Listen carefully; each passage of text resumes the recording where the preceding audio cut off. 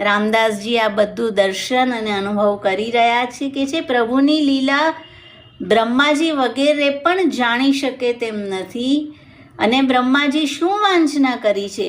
હમ ન ભય અહીર બ્રજ મેં યો કહી કહી પછતાત.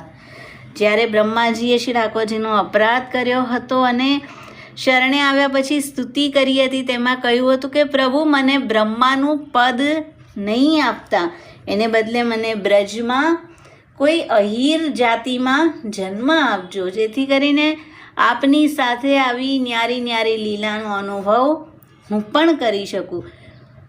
તો અહીંયા કહે છે હમ ન ભય અહીર વ્રજ મેં યો કહી કહી પછતાત. તો બ્રહ્માદિક શિવાદિકને પણ વ્રજમાં શ્રી ઠાકોરજીના સખા થઈને પ્રગટ થવું છે એવી વાંછના છે. તો આ રીતે ત્રણેય ઋતુ